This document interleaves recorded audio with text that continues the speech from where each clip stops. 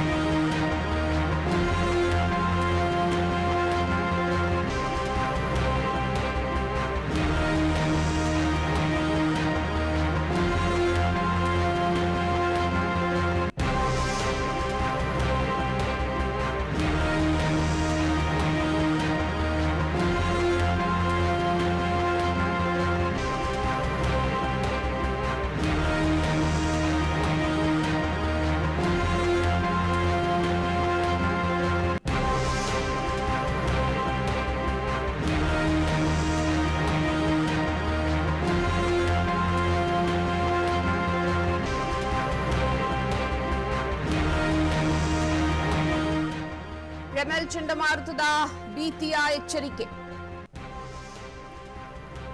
ಇದು ಮುಂಗಾರು ಪೂರ್ವದ ಚಂಡಮಾರುತ ಭಾರತದ ಕರಾವಳಿಗೆ ಅಪ್ಪಳಿಸಿ ಕೋಲಾಹಲವನ್ನ ಸೃಷ್ಟಿಸಿದೆ. ಬಂಗಾಳ ಕೊಲ್ಲಿಯಲ್ಲಿ ರೂಪುಗೊಳ್ಳುವ ರೆಮೆಲ್ ಪೂರ್ವ ಮಧ್ಯ ಬಂಗಾಳ ಕೊಲ್ಲಿಯಲ್ಲಿ ವಾಯುಭಾರ ಕುಸಿತ ಕಂಡಿದೆ. ಸಂಜೆ ಭಯಂಕರ ಚಂಡಮಾರುತ ಕೂಡ ಅಪ್ಪಳಿಸಲಿದೆ. ಕರುನಾಡು ಸೇರಿ ಹಲವು ರಾಜ್ಯಗಳಲ್ಲಿ ಮಳೆಯ ಮುನ್ಸೂಚನೆ ಕೊಟ್ಟಿದೆ. ತೀವ್ರ ಚಂಡಮಾರುತವಾಗಿ ಗಾಳಿಯ ವೇಗ 110ರಿಂದ 120ರಷ್ಟು ಇರಲಿದೆ. ಒಟ್ಟಾರೆ ಭಾರತೀಯ ಹವಾಮಾನ ಇಲಾಖೆ ಇದೀಗ ಎಚ್ಚರಿಕೆಯನ್ನ ಕೊಟ್ಟಿದೆ. ಬಂಗಾಳ ಕೊಲ್ಲಿಯಲ್ಲಿ ಉಂಟಾಗಿರುವ ವಾಯುಭಾರ ಕುಸಿತ ಚಂಡಮಾರುತ ಈಗ ಸ್ವರೂಪ ಪಡೆದುಕೊಂಡಿದ್ದು ಮೇ 26ರ ರಾತ್ರಿ ಪಶ್ಚಿಮ ಬಂಗಾಳ ಮತ್ತು ಬಾಂಗ್ಲಾದೇಶದ ಕರಾವಳಿ ತೀರಕ್ಕೆ ಅಪ್ಪಳಿಸುವ ಸಾಧ್ಯತೆ ಇದೆ ಅಂತ ಭಾರತೀಯ ಹವಾಮಾನ ಇಲಾಖೆ ಒಂದು ಎಚ್ಚರಿಕೆಯನ್ನ ಕೊಟ್ಟಿದೆ. ರೆಮೆಲ್ ಚಂಡಮಾರುತವು ಗಂಟೆಗೆ 110ರಿಂದ 120 ಕಿಲೋಮೀಟರ್ ವೇಗದಲ್ಲಿ ಅಪ್ಪಳಿಸುವ ಸಾಧ್ಯತೆ ಇದೆ ಅಂತ ಹೇಳಲಾಗ್ತಾ ಇದೆ. ಚಂಡಮಾರುತದ ಪರಿಣಾಮ ಮೇ 26, 27ರಂದು ಪಶ್ಚಿಮ ಬಂಗಾಳ ಮತ್ತು ಒಡಿಶಾ ಕರಾವಳಿ ತೀರದಲ್ಲಿ ಭಾರೀ ಮಳೆಯಾಗುವ ಸಾಧ್ಯತೆ ಇದೆ ಅಂತ ಹವಾಮಾನ ಇಲಾಖೆ ಇದೀಗ ಒಂದು ಮುನ್ಸೂಚನೆಯನ್ನ ಕೊಟ್ಟಿದೆ. ಭಾರತದಲ್ಲಿ ಮೇ 27 ಮತ್ತು 28ರಂದು ಭಾರೀ ಮಳೆಯಾಗುವ ಸಾಧ್ಯತೆ ಇದೆ ಅಂತ ಹೇಳಲಾಗ್ತಾ ಇದೆ. ಇದರ ಜೊತೆಗೆ ಭೂಕುಸಿತ ಕೂಡ ಉಂಟಾಗುವ ಸಾಧ್ಯತೆ ಇದೆ ಅಂತ ಒಂದು ಮುನ್ನೆಚ್ಚರಿಕೆಯನ್ನ ಕೂಡ ಕೊಟ್ಟಿದೆ. ಪಶ್ಚಿಮ ಬಂಗಾಳ ಸರ್ಕಾರವು ಕರಾವಳಿಯ ತೀರ ಪ್ರದೇಶದ ನಿವಾಸಿಗಳಲ್ಲಿ ಮುನ್ನೆಚ್ಚರಿಕೆಯನ್ನ ಕೊಟ್ಟಿರುವಂತದ್ದು. ಹಾಗೇನೆ ಸುರಕ್ಷಿತ ಸ್ಥಳಕ್ಕೆ ಕರಾವಳಿ ತೀರದ ಜನರನ್ನ ಸ್ಥಳಾಂತರ ಮಾಡುವ ಕಾರ್ಯವನ್ನ ಕೂಡ ಹಮ್ಮಿಕೊಂಡಿದೆ. 21 ಗಂಟೆ ಕೋಲ್ಕತ್ತಾ ಏರ್ಪೋರ್ಟ್ ಕೂಡ ಈ ಒಂದು ವಿಚಾರಕ್ಕೆ ಸಂಬಂಧಪಟ್ಟಂತೆ ಬಂದ್ ಕೂಡ ಮಾಡಲಾಗಿದೆ. ಅಪಾಯದ ಸ್ಥಳದಲ್ಲಿ ಇರುವಂತಹ ನಿವಾಸಿಗಳನ್ನ ಸುರಕ್ಷಿತ ತಾಣಕ್ಕೆ ಕಳುಹಿಸುವಂತಹ ಕಾರ್ಯವನ್ನ ಮಾಡ್ತಾ ಇದೆ. ಮೇ 27ರವರೆಗೆ ಸಮುದ್ರಕ್ಕೆ ಇಳಿಯದಂತೆ ಮೀನುಗಾರರಿಗೆ ಹವಾಮಾನ ಇಲಾಖೆ ಎಚ್ಚರಿಕೆಯನ್ನ ಕೊಟ್ಟಿದೆ. ಮೇ 26 ಮತ್ತು 27ರಂದು ಕೋಲ್ಕತ್ತಾ, ಹೌರಾ, ನಾದಿಯಾ ಮತ್ತು ಪೂರ್ಬ ಮೇದಿನಿಪುರ ಜಿಲ್ಲೆಗಳಿಗೆ ಆರೆಂಜ್ ಅಲರ್ಟ್ ಅನ್ನ ಕೂಡ ಘೋಷಣೆ ಮಾಡಲಾಗಿದೆ. ಒಟ್ಟಾರೆ 80ರಿಂದ 90 ಕಿಲೋಮೀಟರ್ ವೇಗದಲ್ಲಿ ಗಾಳಿ ಬೀಸಲಿದೆ ಅಂತ ಹವಾಮಾನ ಇಲಾಖೆ ಒಂದು ಎಚ್ಚರಿಕೆಯ ಸಂದೇಶವನ್ನ ಕೂಡ ಇದೀಗ ರವಾನೆ ಮಾಡಿದೆ.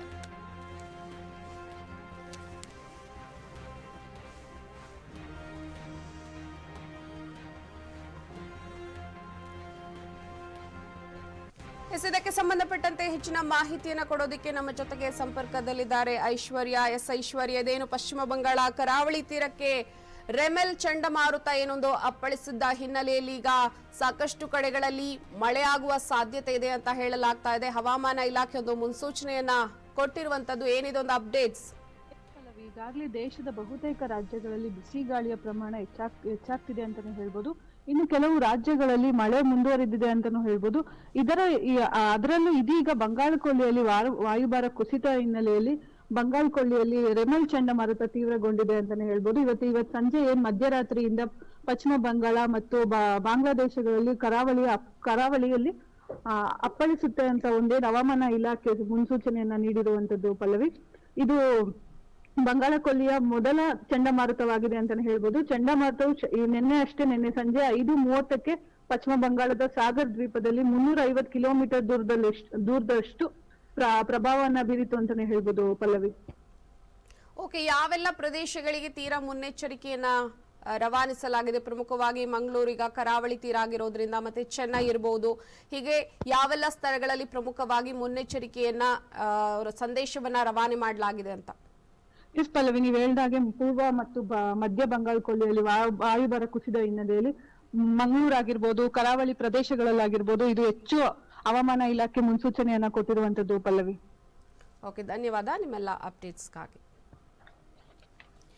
ಪಶ್ಚಿಮ ಬಂಗಾಳ ಕರಾವಳಿ ತೀರಕ್ಕೆ ಇಂದು ರೆಮೆಲ್ ಚಂಡಮಾರುತ ಅಪ್ಪಳಿಸಲಿದೆ. ಬಂಗಾಳ ಕೊಲ್ಲಿಯಲ್ಲಿ ಉಂಟಾಗಿರುವಂತಹ ವಾಯುಭಾರ ಕುಸಿತದಿಂದ ಚಂಡಮಾರುತದ ಸ್ವರೂಪವನ್ನ ಇದೀಗ ಪಡೆದುಕೊಂಡಿದೆ. 26ರ ರಾತ್ರಿ ಪಶ್ಚಿಮ ಬಂಗಾಳ ಮತ್ತು ಬಾಂಗ್ಲಾದೇಶದ ಕರಾವಳಿ ತೀರಕ್ಕೆ ಅಪ್ಪಳಿಸುವ ಸಾಧ್ಯತೆ ಇದೆ ಅಂತ ಭಾರತೀಯ ಹವಾಮಾನ ಇಲಾಖೆ ಒಂದು ಮುನ್ಸೂಚನೆಯನ್ನ ಕೊಟ್ಟಿದೆ.